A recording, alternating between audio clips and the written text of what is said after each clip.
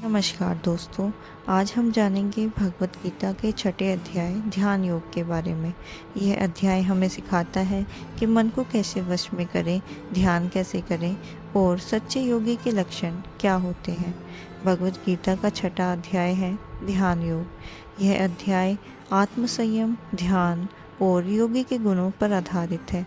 भगवान श्री कृष्ण अर्जुन को समझाते हैं सच्चा योगी कौन होता है, ध्यान कैसे किया जाता है और ध्यान करने वाला व्यक्ति कैसे परम शांति को प्राप्त करता है। इसमें कुछ श्लोक प्रमुख हैं जिसमें भगवान श्री कृष्ण कहते हैं जो व्यक्ति बिना फल की आशा किए अपने कर्तव्यों को पूरा करता है वही सच्चा सन्यासी और योगी होता है, ना कि वो जिसने अपने कर्मों को त्याग दिया। अपने मन को स्वयं से ऊंचा उठाओ और गिरने ना दो, क्योंकि मन ही एक मित्र है और मन ही एक शत्रु है।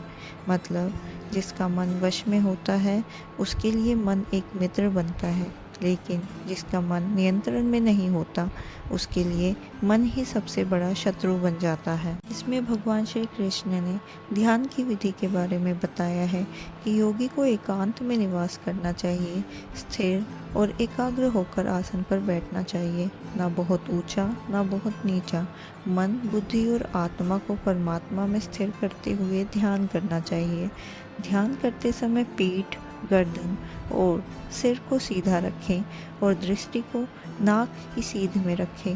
मन को भटकने ना दें, शांति और भय मुक्त होकर भगवान का चिंतन करें। जब योगी का मन किसी भी सांसारिक इच्छा में लुप्त नहीं होता और वह केवल आत्मा में स्थिर हो जाता है, तब वह पूर्ण योग की अवस्था प्राप्त कर लेता है। जैसे बिना हिलती हुई ज्योत होती है शांत स्थान में, वैसे ही स्थिर और नियंत्रण मन वाला व्यक्ति योगी होता है। यदि मन बार बार भटक जाए तो उसे बार बार भगवान के ध्यान में लाओ। यही अभ्यास होता है। जो मुझे हर जगह देखता है और हर जगह मुझे ही देखता है, वह योगी कभी मुझसे दूर नहीं होता। मैं उसे दूर नहीं होने देता। इस पर अर्जुन भगवान श्री कृष्ण से पूछते हैं कि जो व्यक्ति योग के मार्ग पर चल तो पड़ता है लेकिन अंत तक नहीं पहुंच पाता, उसका क्या होता है। भगवान उत्तर देते हैं, ऐसा व्यक्ति ना इस लोक में नष्ट होता है और ना ही परलोक में। वह अगले जन्म में पुण्यवान परिवार में जन्म पाता है और पुण्य प्रयास करता है। भगवान श्री कृष्ण कहते हैं, योगी में वह सर्वश्रेष्ठ है जो श्रद्धा के साथ निरंतर मेरी भक्ति करता है और मुझे मन से याद करता है। वही योगी मुझे अति प्रिय है। इस सार को संक्षेप में समझें तो योगी का अर्थ केवल आसन पर बैठना नहीं बल्कि आत्म संयम और ध्यान से है। मन को नियंत्रण करना सबसे बड़ी साधना है।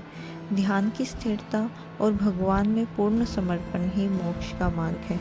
जो योगी भगवान की भक्ति में लीन रहता है वह सबसे श्रेष्ठ योगी माना जाता है।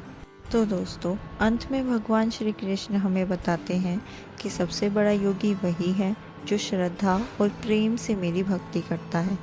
यही सच्चे योगी का सार है, मन, आत्मा और भगवान का मिलन। तो दोस्तों, अगर आपको ये सार पसंद आया हो तो वीडियो को लाइक करें, शेयर करें और सब्सक्राइब करना ना भूलें ताकि आगे आने वाली वीडियोस आपसे मिस ना हो।